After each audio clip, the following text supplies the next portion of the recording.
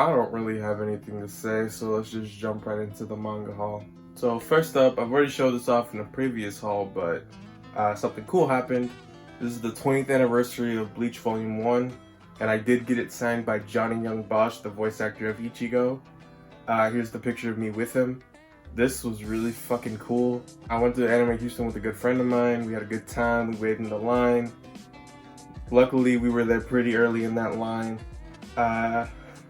Not gonna lie, this autograph was a lot, but it's pretty damn cool to have in my collection.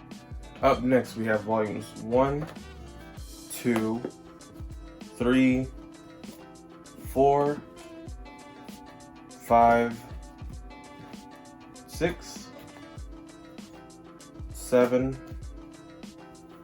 8, and 9 of Harlem Beat. Harlem Beat is its own basketball series that was rebranded as Rebound here in the States. This was published by Tokyo Pop, but originally it was known as Mix Entertainment, something like that. And you know this is old because they printed this series right to left instead of left to right, like how normal manga are printed. Also, these are much smaller than even normal Tokyo Pop volumes. As many know, I'm trying to get as many basketball series as I can. So finally having this old-ass series in my collection, especially considering how hard it is to find, I'm pretty happy about that. Up next, I just gotta finish up the rest of Rebound, and I'll have the entire collection of Harlem Beat / Rebound. I might replace this volume 9 eventually just because it's all yellow and faded, but if I can even find a volume, we'll just see how that goes.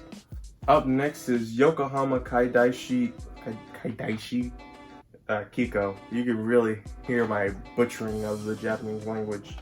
From what I understand, this is like a soft apocalypse series where I believe this is a like android lady or something, and it takes place in the world after the apocalypse, and apparently it's like a very peaceful series, something like that. I'm not exactly too sure, but I've heard a lot of people talk about how good this series was, and honestly, these deluxe editions are pretty damn cool, so I figured, you know what, why not? Let's give this series a try. Up next is one I've been waiting for so long, Rooster Fighter. No idea what this is about, but Jesus Christ, the concept alone was just enough to make me want to buy this. They should have called this Cockfighter, and I would have bought 20 copies. This series, I can't wait to read it. It looks so stupid, but I really want to read it. Up next, I got Zom 100 Bucket List of the Dead, Volume 7. Absolutely wonderful cover art. This volume looks so gorgeous. I've been up to date with the series so far. I haven't read Volume 7 yet, but I'm absolutely loving it. I can't wait to read this volume. If you haven't read Zom 100 yet, go ahead and give it a read. This is honestly a fantastic series for any zombie lovers. So up next is See You Tomorrow at the Food Court. So this is something that I read like a couple years ago, and I honestly thought it was pretty interesting. It was just about 2 high school girls just going to the food court and talking. There's nothing mind-blowing, but it felt really nice to just sit down and read this. So when it was finally announced that it was coming out with an official release, I just thought I had to pick it up. Honestly, yeah, just go pick this up. It's a pretty good read.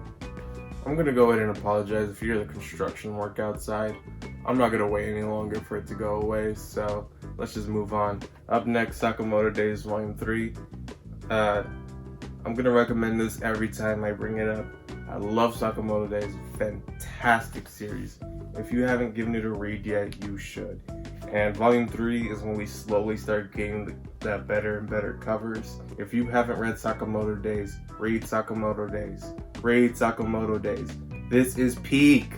Peak! Up next is Dragon Ball Super Volume 12. So with the recent ending of the Granola arc, along with Superhero, Dragon Ball Super is officially on a hiatus, and we're not getting any new content for Dragon Ball Super for a while. So my quick review of the Granola arc. The beginning had a really strong start. I honestly felt like the mid section of that arc was, well, mid.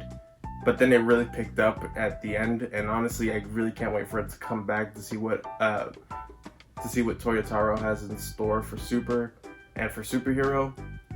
What a fucking phenomenal movie. I loved everything about it. My only criticism is that I do wish it was animated. I do wish it was 2D animated over 3D animated.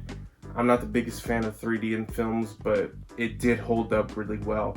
The slice of life sections were a little wonky at times, but the CGI was phenomenal when it came to the actual fight scenes.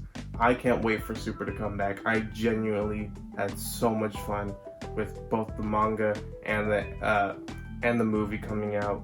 And while I'll miss Super, I can't wait for it to come back once again. Up next, Jujutsu Kaisen Volume 17. Oh my god, my favorite fight scenes in this manga, and they cleaned up some of the panels. Spoilers for Jujutsu Kaisen. So skip ahead like 20-ish seconds. God damn, bro, Maki's bad. I ain't gonna cap. Jesus Christ. Oh man, I love her redesign. If they give her a figure, I'm buying that shit day one. Alright, that's enough for the spoilers.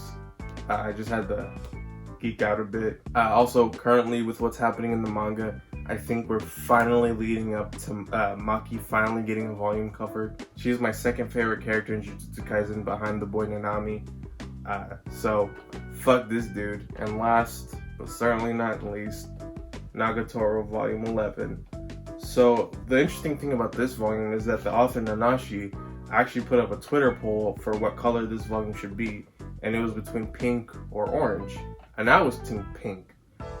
Granted, orange definitely would have been a better look for this cover, and pink would have been a much better color for the next volume, so that's a mistake on Team Pink's part, but we didn't know that we were going to get a better volume cover. I don't really know how I feel about this cover art specifically. For some reason it doesn't really look like Nagatoro, but you know what? Glad to have more Peak in my collection.